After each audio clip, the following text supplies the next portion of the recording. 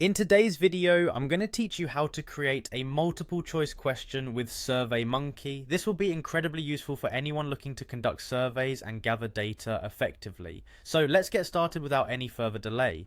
Firstly, you'll want to open up your preferred web browser and head over to the Surveymonkey website. Once you're there, you'll see the familiar interface, and at the top right corner you should notice a login button. Go ahead and click on that and it will take you to the login page.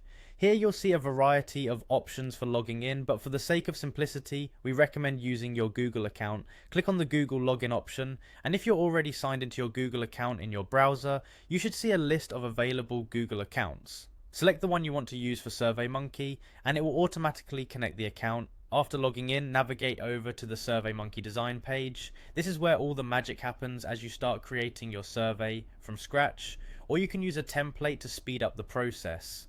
Once there, you'll see a build option. Click on it and you'll move into the survey building interface where you can start adding your questions.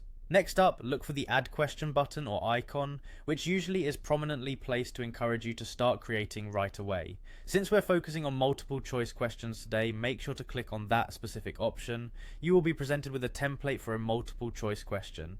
At this point, it's time to start crafting your question.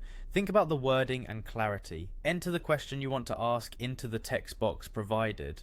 After you've input the question, you'll want to move over to the section where you can select type. Here, you'll define how you want your respondents to choose their answers, whether it's a single choice or allowing multiple answers.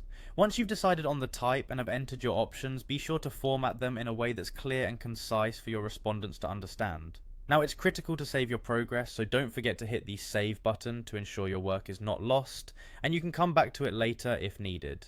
And there you have it. You've successfully added a multiple choice question to your SurveyMonkey survey. This straightforward method will help you gather precise data for whatever purpose you're aiming for, be it academic, business, or personal interests.